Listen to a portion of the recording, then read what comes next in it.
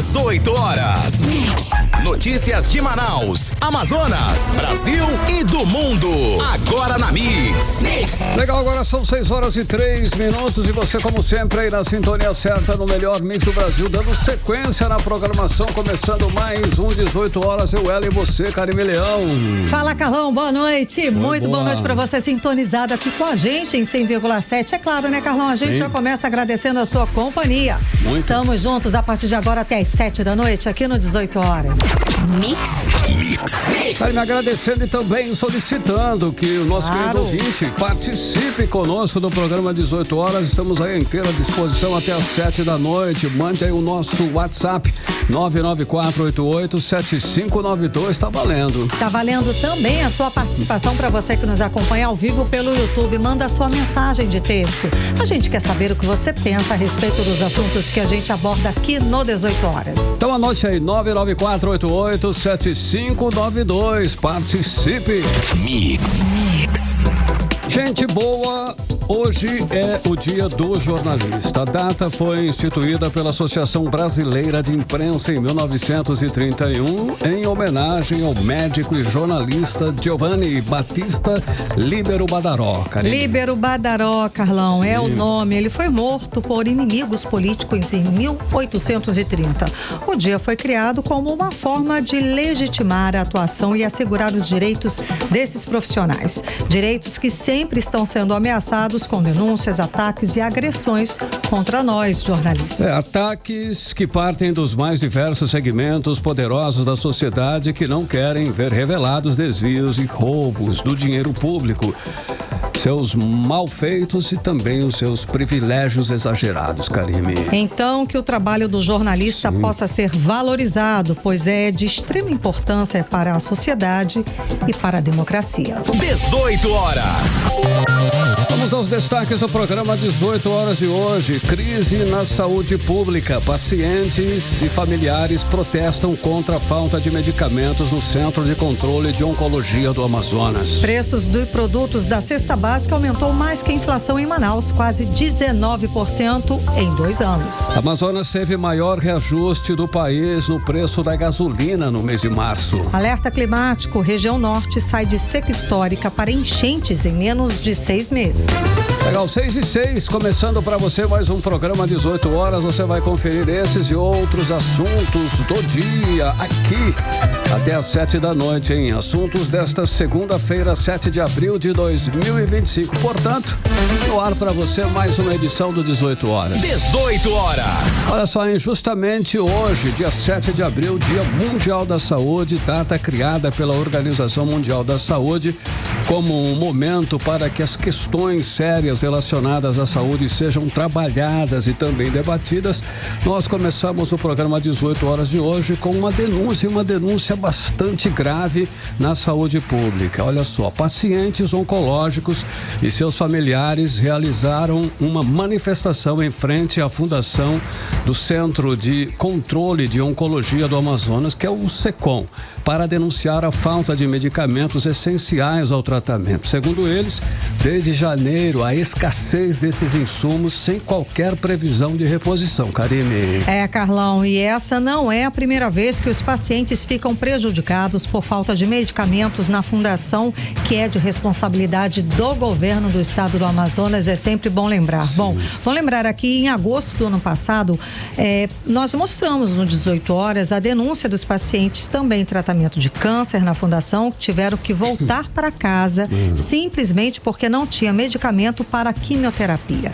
Isso é uma sentença de morte para quem está em tratamento de uma doença tão grave, né, Carlão? Ou seja, Karime, ouvintes, nada foi resolvido porque, de novo, nós estamos aqui hoje noticiando esse absurdo novamente. Uma situação que suspende o tratamento do câncer. Uma covardia para a população, sem dúvida. A alternativa é a família tentar comprar esses medicamentos, que são caríssimos, inclusive, para pacientes não interromperem o tratamento. Os pacientes denunciam que estão há meses esperando a regularização do fornecimento desses insumos importantes, mas não há qualquer previsão, qualquer possibilidade no momento para que a situação se regularize, Karine. Nenhuma satisfação, né, Carlão, para variar. Estamos falando de hospital público de responsabilidade do governo do estado do Amazonas, que jura ter repassado 5 bilhões de reais exclusivamente para a área da saúde só no ano passado. Bom, quem está acompanhando esse assunto de perto é o repórter Kenneth Paes, que conversa ao vivo agora com a gente. Boa noite, Kenneth. Então, a Secretaria de Saúde do governo do estado do Amazonas já se pronunciou, deu algum prazo para que esses pacientes de câncer continuem, voltem ao tratamento? Kenneth, boa noite. Oi, Karine, muito boa noite para você, boa noite a todos que acompanham agora 18 horas aqui na Mix. Infelizmente, essa resposta ainda não veio, apenas uma resposta para os pacientes que eles estavam ali em busca desses medicamentos, e foi informado para esses pacientes através de um grupo de mensagens que aquelas medicações elas estavam em falta. Uma delas inclusive já tinha sido comprada, no entanto outras duas que também são essenciais para o tratamento de pacientes oncológicos, esses medicamentos eles ainda não tinham previsão para ser entregues na unidade de saúde, o que acaba colocando em risco a vida de várias pessoas, porque a gente está falando de um tratamento de pessoas que já estão lutando contra o câncer, que inclusive é uma das doenças mais mortais do mundo.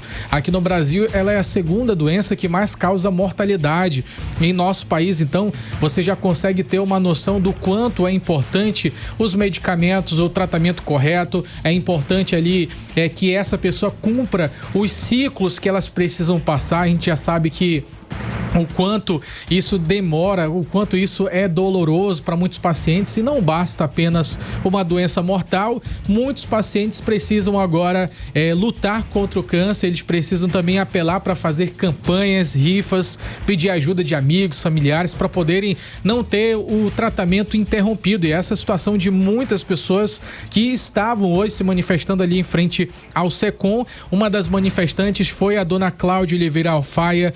Ela disse que está em tratamento de câncer, gente, tratamento de câncer de mama já faz um pouco mais de 2 anos. Ela contou que já faz mais de 10 dias que ela estava sem medicação necessária para poder dar continuidade ao tratamento. Vamos ouvi-la. Eu tô aqui porque meu medicamento faltou. Eu tô fazendo tratamento de câncer de mama. Tô no acompanhamento, já tem 2 anos. Vai fazer 2 anos em maio. Mas, porém, meu medicamento faltou 15 dias. Mas se ele faltou 15 dias, já vai me prejudicar. Mas das minhas colegas ainda não chegou. A gente tá fazendo essa manifestação para ver se chega ou para ver se eles providenciam o remédio. Se a gente ficar sem tomar esse remédio, a gente pode se prejudicar. 18 horas. Com certeza, a gente não tá falando sobre ali prejuízo em relação ao tempo, em relação a algo bem material que você pode recuperar. Sim. Você fala sobre uma vida. Você fala sobre a vida de alguém que está lutando contra uma doença mortal e precisa desse tratamento para poder continuar viva, né? Exato, é uma sentença de morte o que o Estado está fazendo com esses pacientes de câncer. A gente sabe que interromper um tratamento desse, de uma doença tão séria, é sentenciar praticamente a morte. Fora o abalo emocional que esse paciente está sentindo numa situação dessa que agrava todo o quadro de saúde dele. Exatamente. A gente vai falar, inclusive, durante ainda essa entrada ao vivo, Karine, sobre casos semelhantes a esse, porque eu conversei também com a dona Edenilza do Socorro Dutra. Ela disse que também está fazendo tratamento lá no SECOM há mais de 2 anos. Ela faz uso de uma medicação chamada Anastrozol, medicamento que ficou em falta por mais de 10 dias também. E ela disse que, inclusive, tem uma amiga, Karine, para a situação ficar ainda mais triste.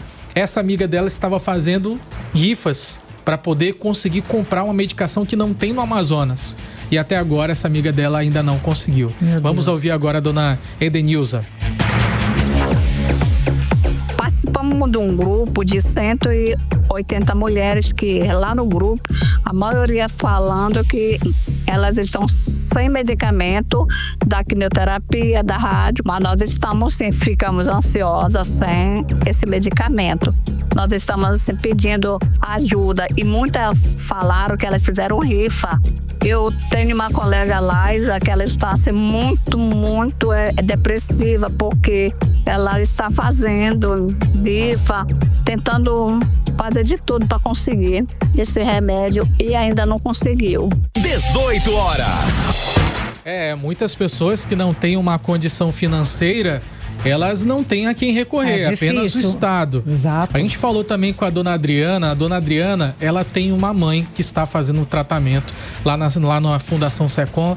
E se, para quem está aqui em Manaus, a situação já é difícil, ó, tem ali familiares próximos, amigos, imagina a situação quem vem de fora. É o caso da mãe da dona Adriana, que veio lá de Boa Vista. Ela está fazendo tratamento ali contra o câncer no colo de útero e a família precisou investir alto para poder pagar um tratamento para a mãe. E aí a situação também está complicada. Vamos ouvir agora a sonora da dona Adriana. Quando nós chegamos no dia da consulta, o médico prescreveu, né, os ciclos de quimioterapia, porém ele falou que não tinha o medicamento para realizar a quimioterapia dela, que era feito através da cisplatina, que é o medicamento que tinha que ser injetado nela.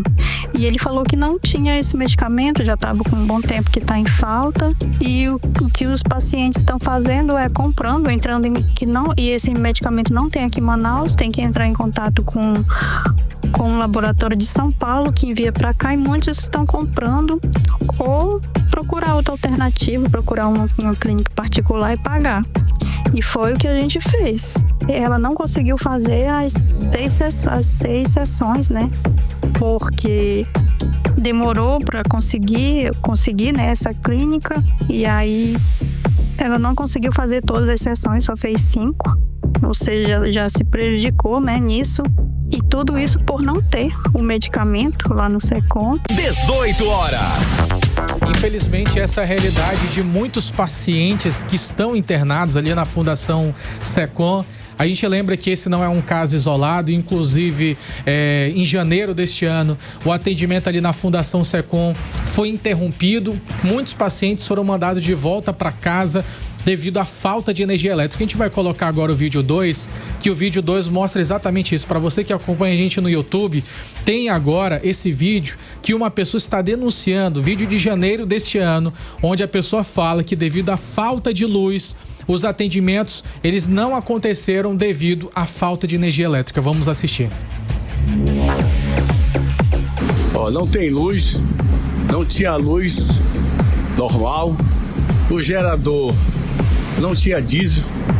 Quando entrou, as pessoas que fazem quimioterapia não fizeram porque não tinha condições. Quer dizer, um monte de gente veio da viagem perdida, inclusive eu. Não tem muita gente, porém tá escuro, que não sei quanto sem energia. A luz foi embora, as pessoas para fazer quimioterapia foi cancelado, um monte de gente. Olha aí, ó. Não tem luz, a luz do gerador, o motor não tinha diesel. 18 horas. Infelizmente, então, como se não bastasse a falta de estrutura, muitas dessas mulheres guerreiras que inclusive fizeram manifestação, hoje deram ali a cara a tapa, sim, foram para frente da Fundação Secom. A maioria falou que o atendimento lá no Secom é muito bom, que os profissionais que atuam na saúde, que estão ali no Secom, na frente, eles são profissionais excepcionais. Só que eles não têm uma estrutura básica para trabalhar. É muito revoltante. E eles tentam fazer o que podem com a estrutura mínima. E aí, quando não tem algum tipo de insumo, sabe o que acontece? O médico pede para a família comprar. É algo extremamente inacreditável. Sem dúvida. A gente ouviu, agora pra gente finalizar, Karime, a gente ouviu a Gracineide Rodrigues. A Gracineide, ela teve que pagar, gente, mais de R$700 para poder comprar uma medicação. Ela teve condições de fazer isso de modo inicial, acreditando que o medicamento dela voltaria para o hospital, ela voltaria a ter acesso a esse medicamento, só que isso ainda não aconteceu. É um dos medicamentos que ainda está em falta e agora ela está preocupada. Vamos ouvir agora a Gracineide. Então Então, há 3 meses nós estamos sem medicação. Eu faço quimioterapia oral, tomando remédio. E os remédios que eu tomo são durante 14 dias, dou intervalo de 1 semana, novamente 14 dias. O remédio é o capecitamida, de 500 miligramas. E não tem no SECOM já faz 3 meses. Quer dizer, mês passado eu consegui comprar, né? Comprei, não tem nem em Manaus, comprei em São Paulo, comprei na promoção. Ele estava custando 3.336, mas na promoção ele saiu por 736. Então ele veio de São Paulo. E hoje eu fui lá no SECOM, né? A farmácia, disseram que não tem nem previsão de vir os remédios, né? O tratamento ele não espera. A doença ela é evasiva, né? Ela avança mesmo. Ela não tem dó. 18 horas. Infelizmente, essa é uma doença mortal que realmente ela não espera que o medicamento chegue até as vítimas, né? Essas pessoas que estão passando por uma condição como essas. E essas mulheres, elas continuam lutando com muita coragem, gente, por uma doença contra uma doença ali implacável, mas também enfrentando, Karime, uma indiferença de um sistema que ele deveria cuidar delas. O governo do estado, ele que teve a maior arrecadação agora em 2024, foram mais de 13 bilhões. Só não tem de dado respostas só de ICMS. Não tem dado uma resposta concreta à população oncológica. Enquanto a burocracia caminha devagar, essas mulheres, elas correm contra o tempo, Karime, para poder sobreviver. É a única coisa que elas têm, gente. Elas não têm tempo, elas precisam correr, porque é uma doença grave, ela é rápida. E um dia sem medicamento, um dia que você adia esse tratamento é uma sentença de morte. Kennedy Paes. E é um ciclo, não dá para ser interrompido. Exatamente. Se interrompe e prejudica muito. Muito, fora agrava a situação. Que tem que recomeçar também. Exatamente. São ciclos, né? Se você não consegue completar, você vai ter que fazer tudo de novo. Cara, combater uma gripe já é difícil. Imagina, e fora o abalo emocional desses pacientes, que isso tudo agrava, sem dúvida alguma, a saúde desses pacientes. Kennedy Paes, muito obrigada pela apuração, pelas informações. Agora, Carlão, como é que pode, né, Karine? Como é que pode, gente? Difícil. Um absurdo desse. Como é que pode deixar faltar insumos básicos, gente? Não é nada mirabolante para o tratamento de quimioterapia. Essas mulheres que o Kennedson falou, que ele se referiu, que estão lá protestando, pedindo os medicamentos, elas não estão pedindo favor nenhum não, tá? Porque tá pago todo isso. mundo aqui paga imposto alto. É direito do cidadão, isso é direito, não está pedindo ajuda, nem caridade, não. É um serviço que elas... combinado. Pronto, é o combinado, Carlão. Estamos falando da Fundação SECOM, que deveria ser referência no atendimento oncológico, mas que por completa falta de responsabilidade, falta de gestão, está nessa situação. Karime, vale ressaltar que em janeiro deste ano, pacientes que procuraram atendimentos no SECOM foram surpreendidos por um apagão na unidade. Sem energia e sem gerador funcionando, sessões de quimioterapia foram canceladas, deixando pacientes ainda mais vulneráveis. Segundo relatos, o gerador não funcionou por falta de diesel e os pacientes tiveram que retornar para casa sem atendimento. Foi o vídeo que a gente acompanhou aqui na participação do Kennedson Paes. Gente, que vergonha! Como é que um governo do estado do Amazonas, rico, deixa faltar diesel? As pessoas param de ter um atendimento médico, um atendimento de quimioterapia porque faltou diesel. É inaceitável. É ridículo, é criminoso isso. É inaceitável. Como que um estado que arrecadou aí mais de 13 bilhões de reais só de ICMS no ano passado, como é que nessa situação um estado rico deixa uma Fundação SECOM chegar nesse ponto? Não falta dinheiro, volto a dizer, falta gestão, falta compromisso. Famílias estão vendo seus entes queridos definharem, não apenas pela doença, mas pela negligência e irresponsabilidade de um governo que vira as costas para quem mais precisa. Enquanto isso, projetos de lei que visam punir o desvio de medicamentos tramitam na Assembleia Legislativa, que é a casa do governo praticamente. praticamente. Mas a questão permanece: como garantir que os medicamentos cheguem aos pacientes que deles tanto necessitam? A saúde pública do Amazonas clama aí por atenção e também soluções efetivas. É revoltante, né, Carlão? Eu ainda pergunto aqui, cadê os 5 bilhões de reais que o governo jura ter investido exclusivamente na saúde só no ano passado? O governo sequer pagou os salários de profissionais das empresas de saúde. A gente sabe que tem salário atrasado, tem maqueiro com salário atrasado, existem muitos profissionais aí que trabalham na saúde que estão com salários atrasados. Quanto mais o Estado arrecada, pior ficam os serviços prestados para a população. Sobra dinheiro, Carlão, e falta vergonha na cara. 18 horas. Entrevista do dia. E o nosso entrevistado de hoje é o prefeito de Altazes, Tomé Neto. Boa noite, seja bem-vindo aos estúdios da Mix, aqui no 18 horas, tudo bem? Tudo bem, boa noite, Karine, boa noite, Carlão. Boa noite. Então, prefeito, a gente começa perguntando o seguinte: dia 12 acontece o evento dos 100 dias de gestão. O que o senhor destaca aí como a maior entrega nesse início de mandato? Dia 12... a gente completa 100 dias, né? Como você bem falou, Karine, muito importante porque nós estamos trabalhando muito lá no nosso município. E vai ser um dia muito bom, né? Para Altazes, que está vivendo um novo tempo e uma nova história. Vamos entregar a revitalização de uma quadra poliesportiva.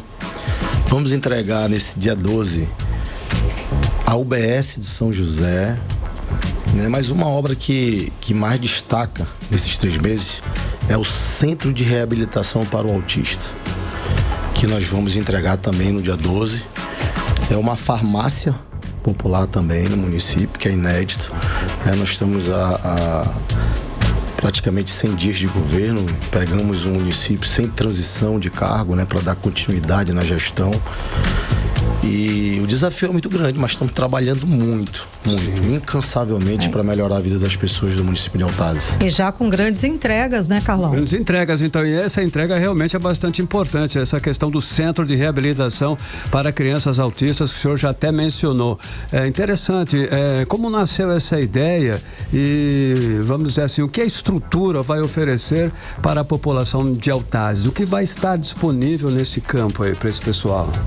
Carlão, o principal são os profissionais, né? Equipe multidisciplinar que nós estamos levando para o município, que é inédito também, não tinha, né? O município de Altazes, agora na campanha em 2024, andando com a primeira-dama, a doutora Renata, e identificamos muitas mães, né?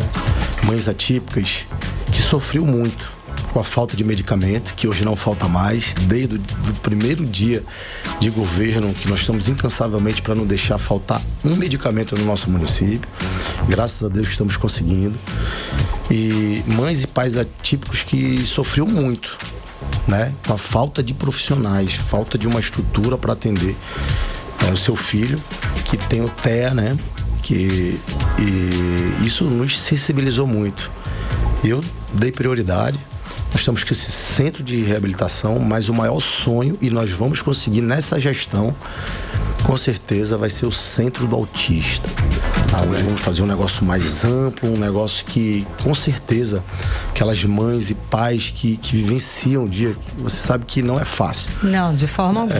Não é fácil e isso mexe com a gente, né?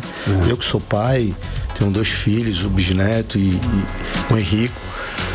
Eu vejo ali na dor de um pai, de uma mãe que não tem condições de ter o tratamento adequado para o seu filho. Nós já conseguimos ampliar também na rede municipal com monitores, porque são mais de 200 crianças que foram diagnosticadas no nosso município. E nós já estamos com vários monitores na sala de aula. E a gente vai dar uma atenção gigantesca, porque só quem é pai atípico e mãe atípica sabe do que eu estou falando e sabe da dificuldade que eles têm, principalmente no município, né? No interior do estado. Sem dúvida, sem dúvida. Agora vamos falar na infraestrutura. A gente sabe que está tendo a operação tapa-buracos e obras que foram destravadas com recursos recuperados, inclusive. Como é que o senhor está conseguindo tocar tanta coisa com o dinheiro do próprio município? Conta essa mágica. Assim, dia 6 de outubro, quando encerrou a eleição, Dia 7, dia 8 eu estava com a minha mala arrumada e fui para Brasília, porque eu sabia das dificuldades que a gente ia enfrentar. E fui de porta em porta, fui nos ministérios, fui com os senadores, com o deputado federal Átila Lins, e consegui destravar algumas coisas que há muito tempo estavam travadas. Já naquele início ainda não tinha nem assumido, porque a vontade de trabalhar é muito grande. Eu tenho uma história, eu tenho um legado no meu município muito forte. E o meu maior sonho era um dia ser prefeito da cidade de Altazes. E quando isso se realizou, eu não contei tempo, nem a hora para trabalhar. Então, a gente está conseguindo, sim, rever muitas coisas. Creche que estava paralisada há anos. Nós conseguimos agora o recurso de volta da creche, que foi desviado, inclusive o recurso na época. Caramba. E nós conseguimos repatriar esse recurso agora com a ajuda dos políticos amazonenses, e que eu tenho muito orgulho e de ser filho de Altazes, e é uma pessoa que trabalha incansavelmente. Então nós vamos construir uma creche que estava parada, abandonada há muito tempo. Vamos, né, uma escola também que estava parada há muito tempo lá também. A gente conseguiu o recurso novamente. O recurso de uma escola também na zona rural, né, que é a comunidade Menino Jesus, que é uma comunidade onde a gente faz ali, a gente fala a fronteira com o município de Careira Castanho, né, que também desviaram o recurso. Nós conseguimos agora o recurso novamente para fazer aquela escola que está passando por muita dificuldade. Só para você ter uma ideia, de 47 escolas municipais, 45 precisam de revitalização. Caramba. Só para você entender como eu encontrei o município. O município tem 35 quilômetros na sede de malha viária, que você falou do tapa-buraco. Sim. 35 quilômetros. 30 em péssimas condições, intrafegável, buraco e lama. E aí geralmente o político fala o quê? Ele entra numa gestão, passa 6 meses, bota a culpa nos outros e não faz nada, né? Eu sou diferente. Como Deus e o povo me deu essa oportunidade, vamos lá, eu já né? entrei trabalhando, tá chovendo, tá, no dia que fizer sol, tapa o buraco. Isso é inédito, porque fazer tapa-buraco com recurso próprio. E se você identificar os municípios do estado do Amazonas, que é normal você começar a fazer essa reestrutura da malha viária no verão. Sem dúvida. Né? Mas eu não posso esperar, meu povo clama por socorro, e ali faz o sol, a gente tapa um buraco, a gente vai, trabalha e conquista. E eu estou sempre em Manaus em busca de recursos, estou sempre na Assembleia, junto com o presidente da Assembleia, sempre buscando alternativa. Hoje cedo estava com o presidente do TJ, Jomar Fernandes, desembargador, porque também queremos parceria com o judiciário para fazer a questão latifundiária do nosso município, que precisa muito. Então não há tempo. Eu falo que o Tomé Neto é o sentinela de Altazes, porque eu não tenho tempo. Eu sou vigilante, trabalho 24 horas. Logo após a Semana Santa já estarei em Brasília novamente, né, em busca de recurso, porque só com recurso próprio a gente não consegue desenvolver o nosso município. Tem que ter apoio dos senadores, né, do governo do estado, dos deputados, para que a gente possa fazer o melhor por Altazes, porque Altazes é aqui do lado de Manaus. Prefeito, e na saúde?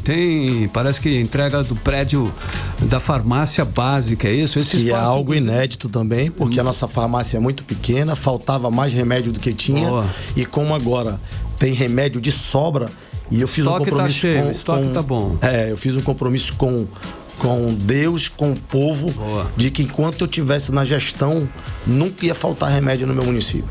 E assim ampliamos a farmácia, né? Que beleza. Pegamos um local melhor, onde o povo possa ter acessibilidade, onde o povo possa passar na rua e enxergar que ali tem remédio e que ali tem um gestor compromissado com o município. Então, assim, é muito trabalho, tem muita coisa a ser feita.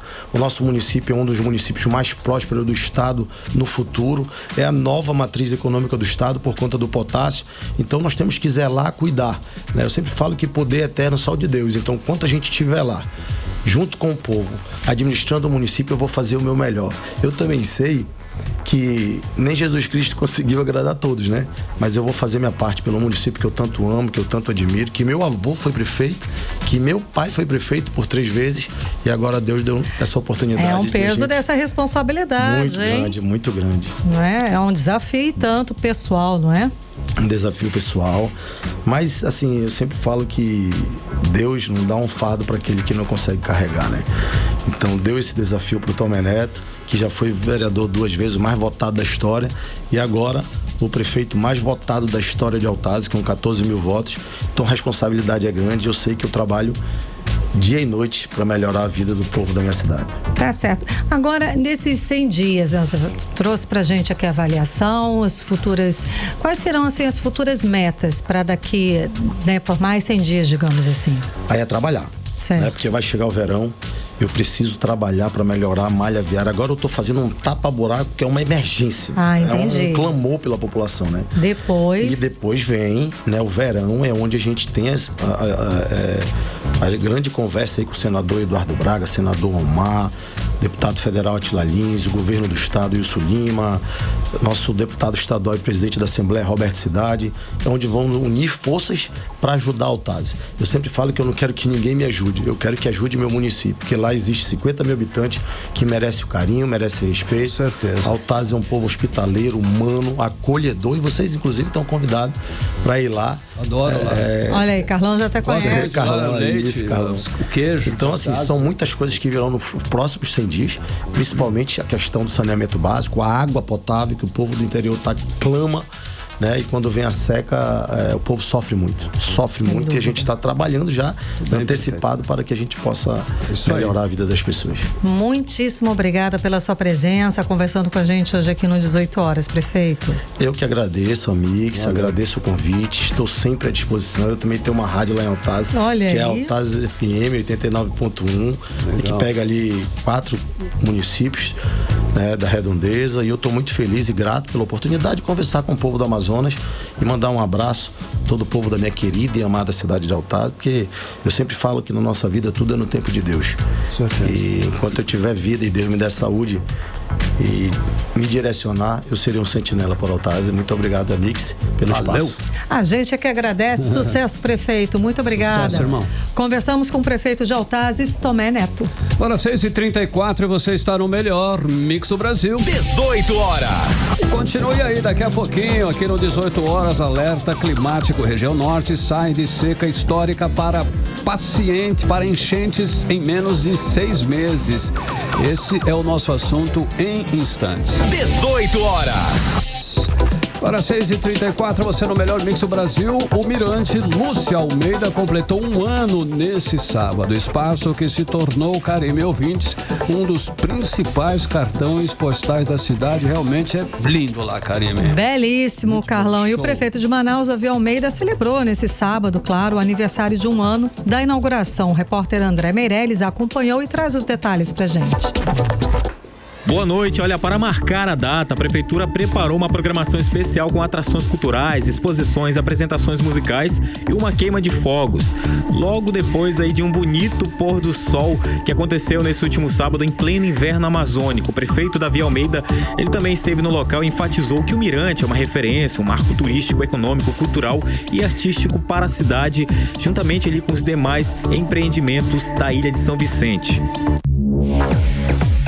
Esse é o maior investimento que se faz no centro da cidade para turismo.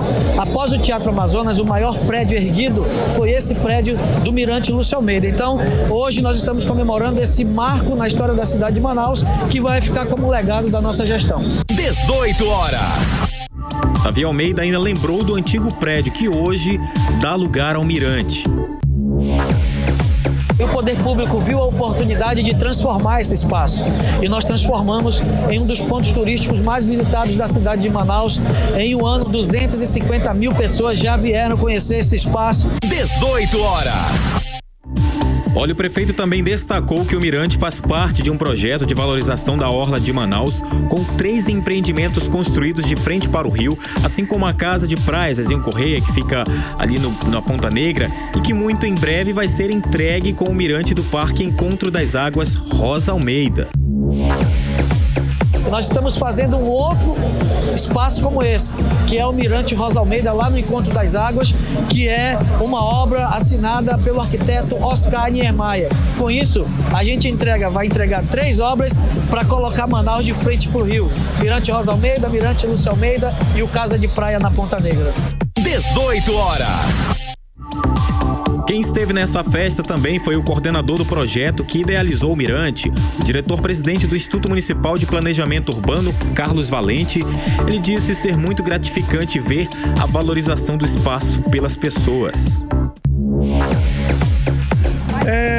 É bacana ver, é bacana a gente ver que um projeto do Implurb, apoiado pelo prefeito Davi Almeida, hoje é sucesso em Manaus, não só em Manaus.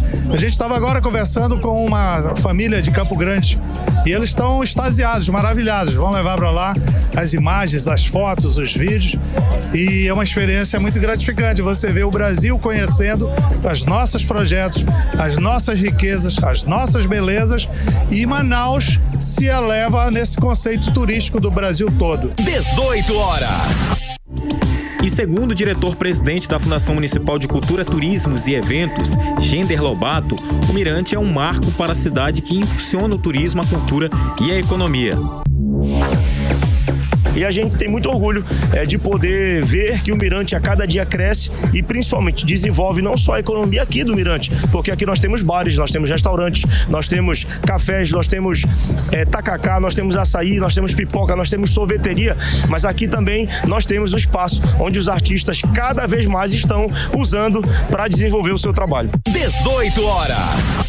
A gente também tem a fala da artesã Rúbia Rodrigues. Ela conta que o Mirante tem uma movimentação muito grande de turistas e de população e que é um local excelente para quem vive do turismo, para expor ali a beleza da cultura manauara.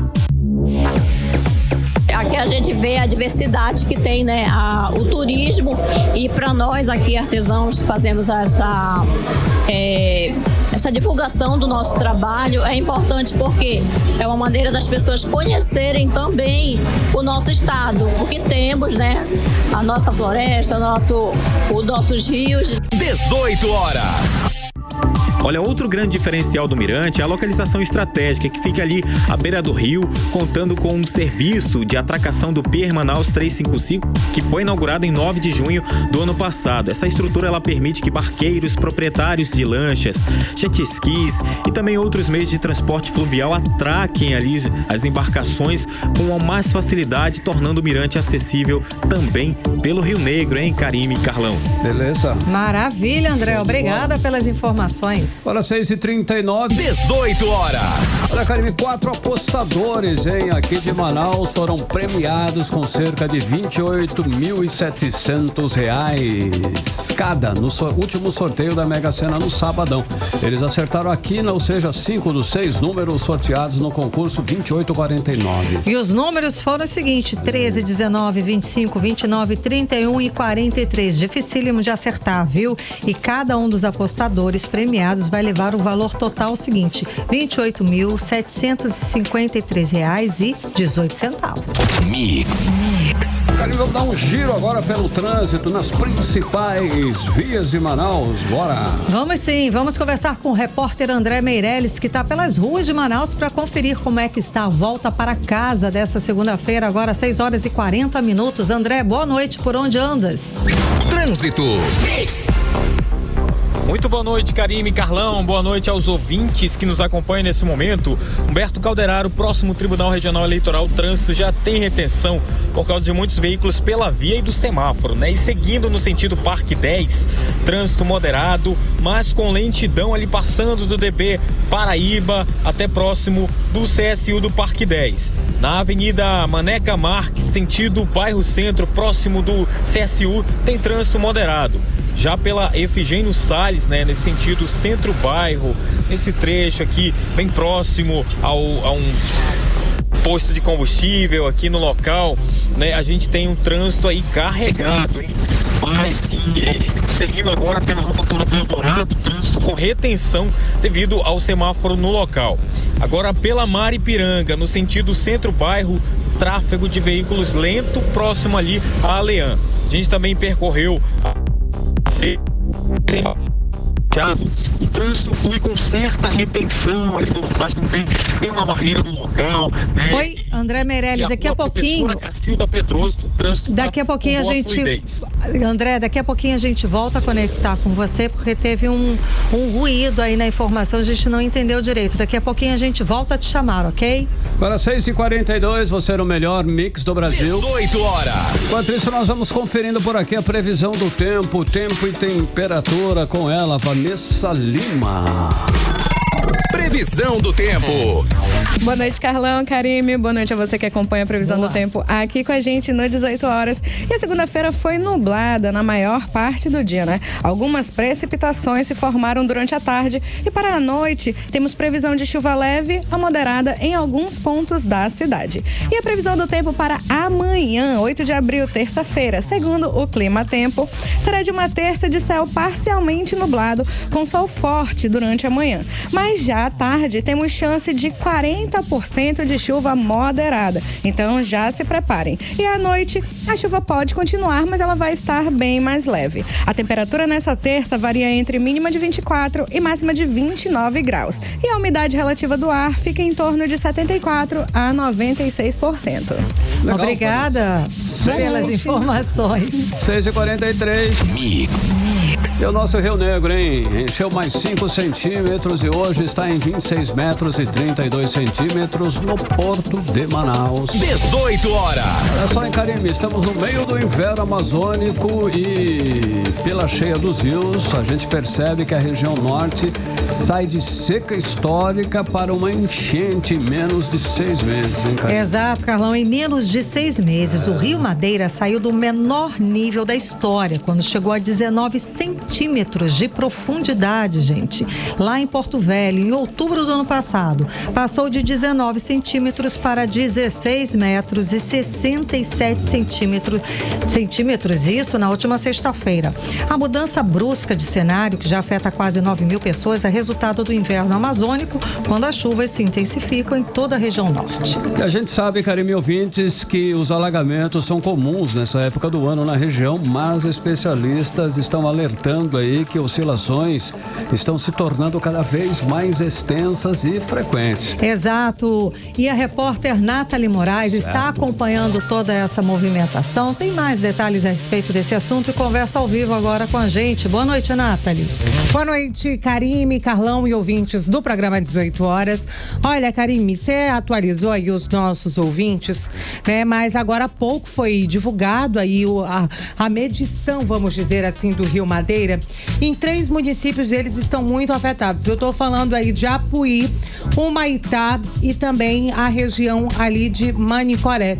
Em Manicoré, por exemplo, o Rio Madeira chegou a 26 metros e 86 centímetros dessa segunda-feira. Em Manicoré, por exemplo, já tem mais de 15 mil pessoas afetadas. As aulas no município já foram suspensas. Agricultores perderam, Karime, plantações inteiras. Eu tô falando de plantações de banana, abacaxi, cacau e assim, eles tiveram as plantações completamente inundadas, precisaram deixar ali o seu habitat, né, o local, a terra ali onde eles viviam, e aí agora eles realmente estão sobrevivendo aí de doações. As escolas do município começaram a abrigar essas pessoas. A prefeitura disse que vem dando um certo suporte, mas são mais de 15 mil pessoas afetadas de maneira direta com essa enchente e inundações ali naquela região. Imagina só a confusão que tá por ali, né? Toda aquela região. Só pra gente ter uma ideia, pelo menos 7 municípios estão em alerta de inundação.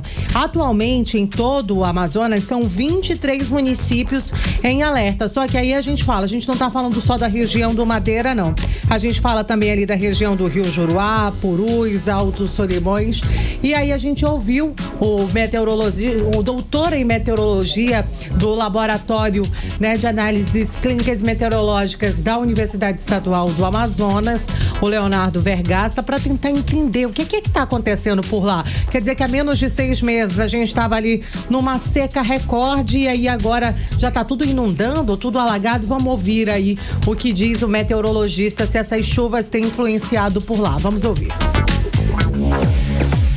Esse extremo que está sendo observado aí no Madeira, tá, deve começar a sofrer mudanças já a partir deste mês de abril. Então, a expectativa nossa, de acordo com os nossos modelos hidrológicos aqui do laboratório, do LabClim, tá, é que os níveis, tanto em Humaitá, quanto em Manicoré, quanto em Porto Velho, comecem a descer, tá, a partir agora da segunda quinzena de abril. Perfeito? Então a gente tem observado, por exemplo, hoje lá em Porto Velho, né, que é o primeiro ponto que a gente olha dentro do território brasileiro para ver como que vai se comportar esse nível mais para baixo, mais para Humaitá, para Manicoré. Hoje em Porto Velho já desceu 6 centímetros, tá? Então pode ser um sinal de repiquete, mas está de acordo com as nossas previsões. 18 horas. Karine, Carlão e ouvintes do programa 18 horas, acabamos de ouvir aí a fala do doutor em meteorologia da Universidade Estadual do Amazonas, Leonardo Vergasta, trazendo aí pra gente sobre as atualizações ali na região do Rio Madeira. Olha, Karine, uma informação com exclusividade. O Leonardo Vergasta adiantou pra gente que nesta terça-feira eles devem lançar aí os prognósticos climáticos para os meses de abril, maio e junho. Então, com certeza amanhã a gente deve trazer atualizações de todas as calhas, inclusive o que tudo isso aí deve impactar aqui na nossa capital, já que lá na região sul do nosso estado a gente já tem municípios, né, inteiros com plantações completamente inundadas, mais de 15 mil pessoas afetadas. Será que tudo isso chega por aqui? Será que está dentro aí dessas previsões climáticas dos especialistas? A gente não sabe, provavelmente sim. Agora, uma coisa é certa, eu quero saber o que a ação do governo do estado do Amazonas para atender essas mais de 15 mil pessoas que já estão sendo afetadas com inundações. Enfim, daí amanhã a gente completa essas informações e aguarda a resposta do governo do estado do Amazonas. Nathalie Moraes, obrigada pelas informações. Muito obrigada, daqui a pouquinho eu volto, Karine. Valeu, Nathalie. 18 horas. Para 6h49, você no melhor Mix do Brasil. Que tal darmos um giro agora pelo trânsito em Manaus? Vamos lá, vamos saber com calma as informações do repórter André Meirelles, que está pelas ruas da cidade. Boa noite mais uma vez, André. Trânsito. Muito boa noite, Karine e Carlão. Consegue me ouvir agora com clareza? Sim, de boa. Feedback. Manda. Agora vamos lá, Humberto Calderaro, próximo Tribunal Regional Eleitoral. O trânsito já tem retenção por causa de muitos veículos pela via e do semáforo. Seguindo no sentido Parque 10, trânsito moderado, mas com lentidão, passando do DB Paraíba até próximo do CSU Parque 10. Na Avenida Maneca Marques, no sentido bairro Centro, próximo do CSU, tem trânsito moderado. A gente também trafegou pela Avenida Efigênio Salles, no sentido centro-bairro. Lá o trânsito, né, tem um trecho que está carregado ali pelo local. Na rotatória do Eldorado tem trânsito com retenção devido também ao semáforo ali. E seguindo pela Avenida Maripiranga, no sentido centro-bairro, tráfego de veículos lento, bem próximo da Aleã, e assim segue para quem vai do sentido centro-bairro. Na Avenida dos Franceses, né, a Desembargador João Machado, tem trânsito flui com certa retenção nesse sentido centro-bairro. Na rua Professora Cacilda Pedrosa, o trânsito está com boa fluidez. E na Senador Raimundo Parente, trânsito livre com excelente fluidez em ambos os sentidos. E mais uma informação aqui antes de encerrar: a Torquato Tapajós, próximo de quem dobra ali no sentido centro-bairro no Aeroclube, né, na entrada da Professor Uni Newton Lins, aconteceu um acidente envolvendo uma motocicleta e aí o trânsito está apresentando retenção nesse local. Até ao momento tinha uma viatura ali do SAMU no local para atender a ocorrência, então é preciso nesse trecho aí dirigir com atenção, Karine e Carlão. Obrigada pelas informações, André Meirelles. Beleza, André, 6h51. 18 horas. Só em Dia das Mães deve aquecer as vendas em Manaus. Pesquisa de intenção de compra feita pelo Instituto Fé Comércio do Amazonas revela que 99% em 12 entrevistados pretendem sim comprar presentes para a mamãe. Ah, sem dúvida, né, Carlão? Além disso, desse número, 52% dos entrevistados pretendem comprar mais de um presente. Roupas, calçados, acessórios seguem como os itens mais procurados. O Dia das Mães, a gente sabe, ele é comemorado no segundo domingo de maio, é a segunda data mais importante para o comércio, só perde para o Natal. A repórter Vanessa Lima tem mais detalhes pra gente. Boa noite, Vanessa. Boa Boa noite, Carlão, Karime, boa noite a você que acompanha aqui o 18 horas. E o Dia das Mães está chegando e o comércio local já está se preparando para receber muitas compras.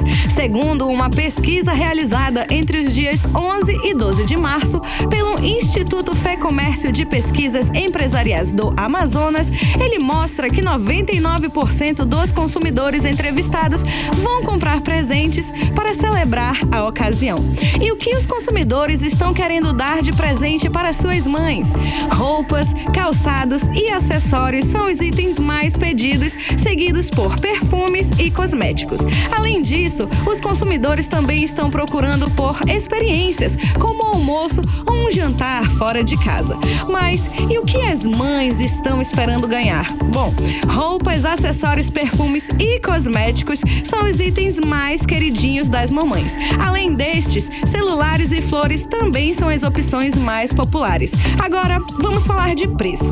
O valor médio de compra também cresceu em relação ao ano passado.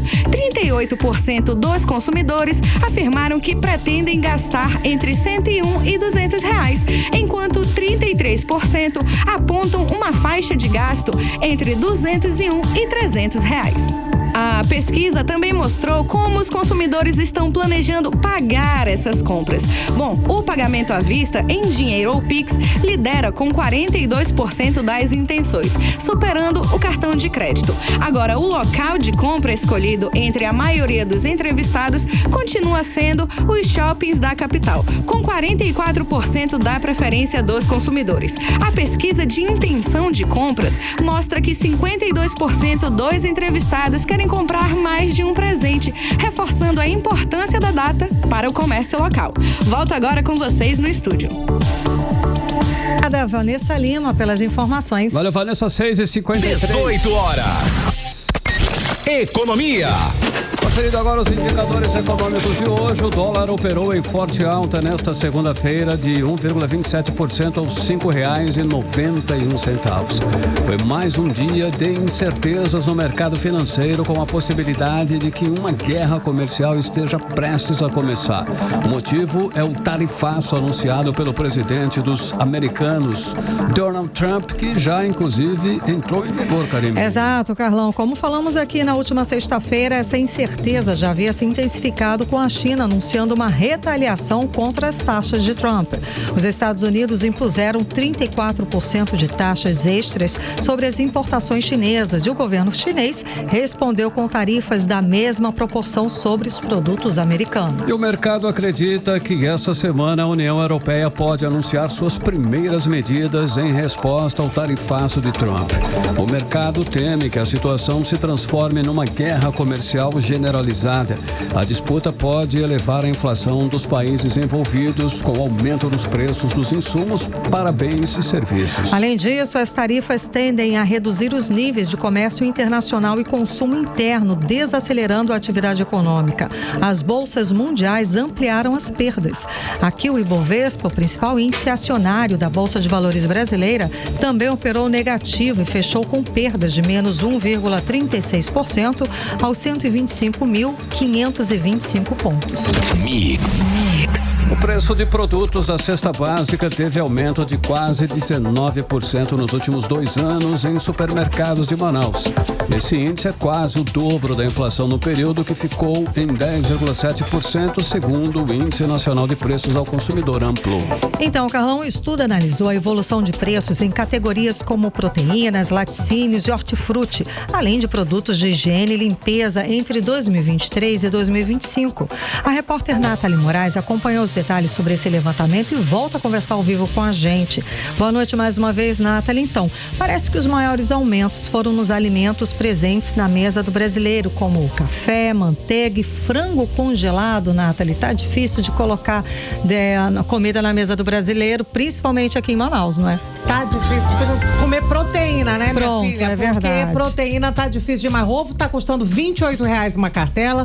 Um frango, você não compra um frango por menos de 40. Carne vermelha, e então. carne vermelha, a gente já perdeu aí as contas. Tá difícil, mas esse levantamento aí da perspectiva de mercado e opinião foi divulgado esse mês e mostrou um aumento médio aí de 18,9% no preço da cesta básica nos últimos 2 meses. E aí, aqui na nossa região, a gente tem uma dificuldade porque muitos desses produtos vêm de fora, Karime. Mesmo que a gente tenha essa floresta amazônica riquíssima, muitas frutas, por exemplo, vêm de estados vizinhos, vêm da região sudeste do Brasil. E aí eu falo também, né, de proteínas, laticínios e outros produtos em gerais. E a gente sabe, o custo do frete acaba alterando ainda mais para quem vive aqui na nossa região. A gente ouviu a Michele Aracati, ela que é economista e presidente do Conselho Regional de Economia aqui no Amazonas, para tentar entender um pouco mais o porquê que a gente está pagando tão caro. Vamos ouvir.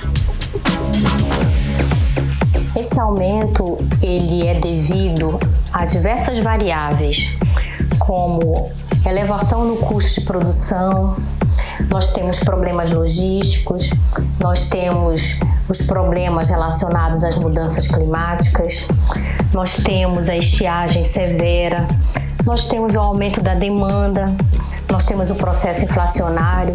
Então, são diversas variáveis que incidem e ocasionam aí o aumento do preço desses produtos que são específicos da cesta básica.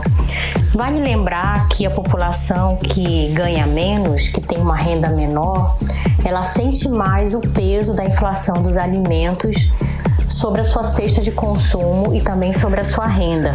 Por quê? Porque a alimentação, ela corresponde a uma fatia maior do orçamento dessas famílias. Uma das saídas é o consumidor buscar fazer uma pesquisa de preço ou então passar a adquirir marcas menos conhecidas, de segunda linha, mas que possa garantir aí uma alimentação adequada. 18 horas. Karime, Carlão e ouvintes do programa 18 horas, a gente ouviu aí a fala da Michele Aracati, presidente do Conselho Regional de Economia aqui do Amazonas. Mas aí, Karime, né, só para acrescentar, além aí, né, dos produtos, a gente falou do frango congelado, da manteiga, do café, outros produtos também tiveram aí, né, um aumento. Eu tô falando também de estivas, né, a gente tá falando de produtos de limpeza, hortifruti e produtos de higiene. Mas aí, Karime, existe uma perspectiva que alguns itens possam ter baixado também um pouquinho de preço. Itens esses, eu tô falando que baixou um pouquinho, mas tô dizendo que tá dando pra levar pra casa, não. Deu uma melhorada no preço da cebola, da farinha de mandioca, da batata, o tomate e também o macarrão, o espaguete. Mas aqui no Amazonas, a gente tá, né? A gente tá sofrendo, tá? Não muda muito, não. E vale lembrar, tá, gente, que vai ficar mais caro, porque começou a avaliar a partir do dia 1º de abril o aumento do governo do estado do Amazonas, o aumento de ICMS para os itens essenciais da cesta básica, aumentou de 18% para 20%. Para a gente ter uma ideia de como isso é um absurdo, é alto demais, em São Paulo o ICMS desses produtos é 17%. Ou seja, vai ficar mais difícil ainda, Nathalie. Deve aumentar ainda mais alguns produtos. Sem dúvida. Obrigada pelas informações, Nathalie Moraes. Boa noite. Mix. Agora 7 em ponto, seguimos direto para o editorial 18 horas. Editorial 18 horas. Mais uma vez, pacientes oncológicos da Fundação Secom em Manaus denunciam a falta de medicamentos. Desta vez, várias mulheres levantaram cartazes para denunciar o problema. Não por acaso, no ano passado, na mesma data, houve protesto semelhante e pelo mesmo motivo. Todo mundo sabe que o tratamento oncológico não pode de maneira alguma ser suspenso. O prejuízo para os pacientes é enorme. Vidas são ameaçadas e isso é o mais importante.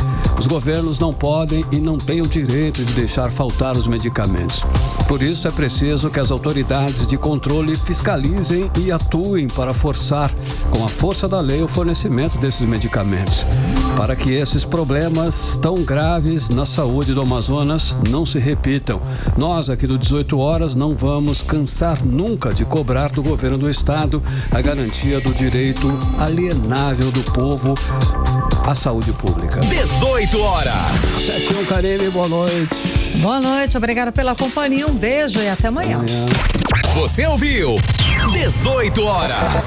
As notícias do Brasil e do mundo. De volta amanhã.